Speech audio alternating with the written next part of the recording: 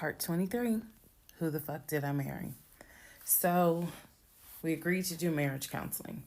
I had found a pastor and his wife who agreed to do our counseling, basically.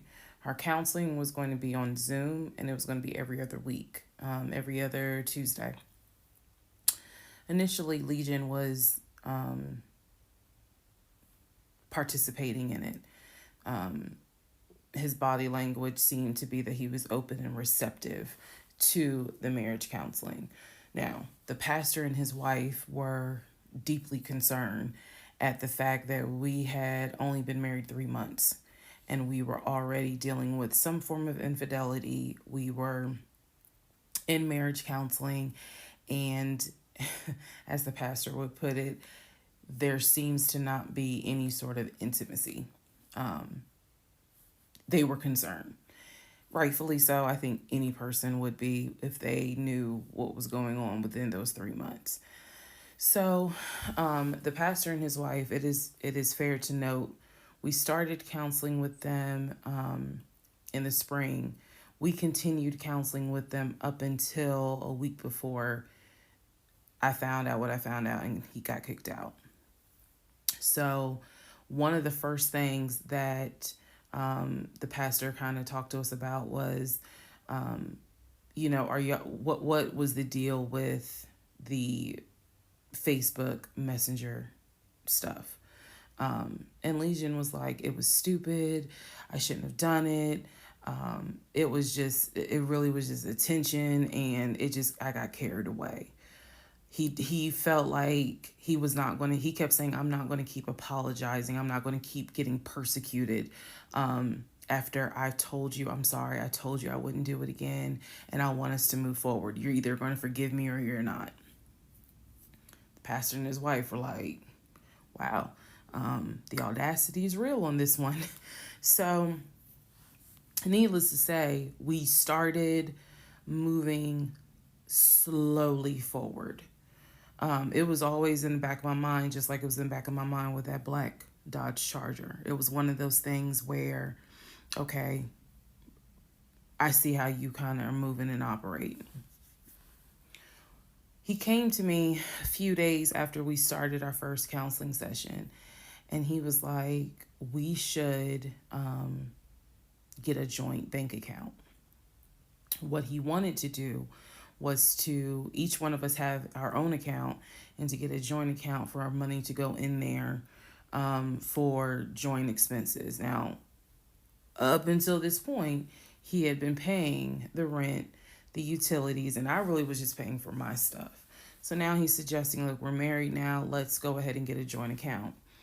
I wasn't necessarily against it because I knew that I would still have my own account. I would still have my own savings.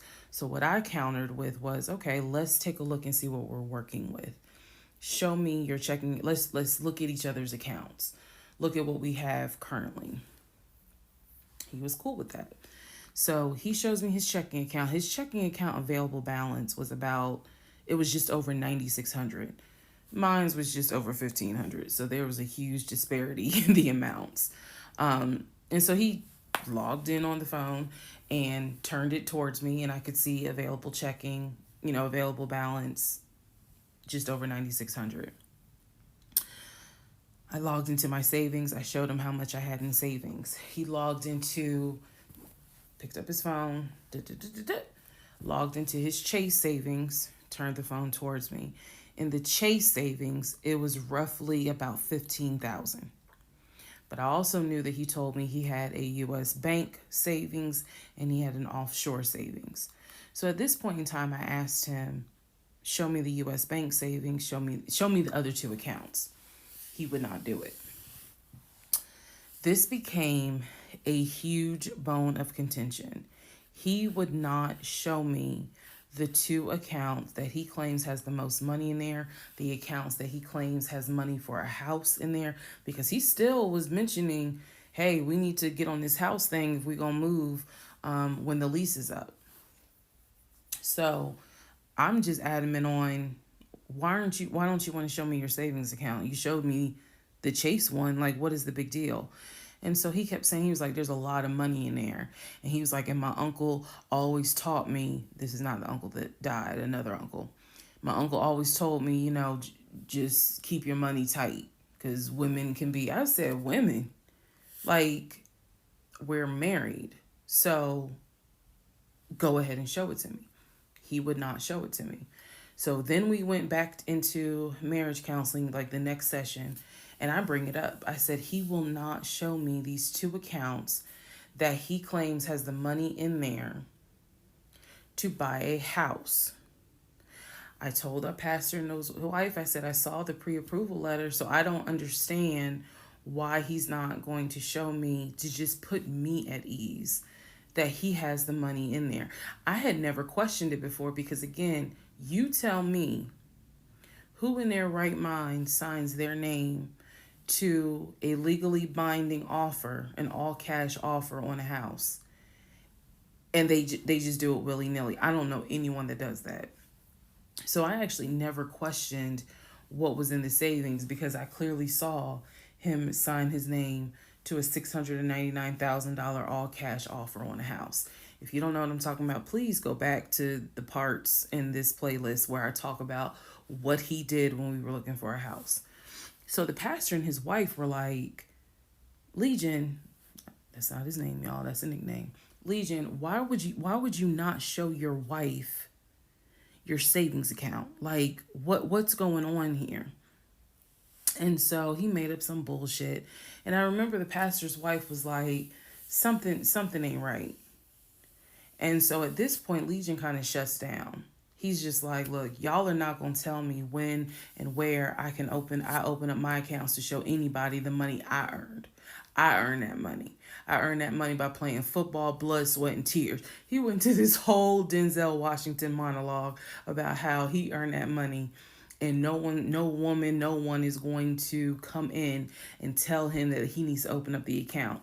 So then he starts talking about the ex-wife and how she tried to get money from him in the divorce back when they were in California. So now the pastor and his wife, their red flags are just like, whoa.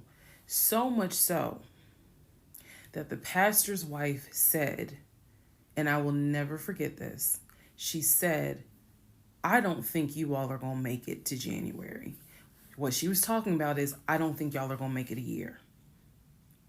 And I really, truly was like, we're going to make it. Like, of course we're going to make it. And she was just like, I don't have a good feeling about it. And so Legion's all defensive. He at this point, he's folding his arms and because remember, we're on Zoom. He's folding his arms and he's just like, I'm done with this. Like, I'm not going to get attacked because I'm not comfortable showing you the amount of money that I have. Money changes people. And I'm not comfortable. So he's playing that victim card. And so the pastor and his wife were like, we're still going to help y'all as much as we can. But so he was like, I'm not comfortable.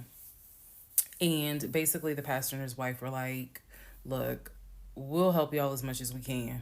But there's some deep issues here. And, this is what they advised us.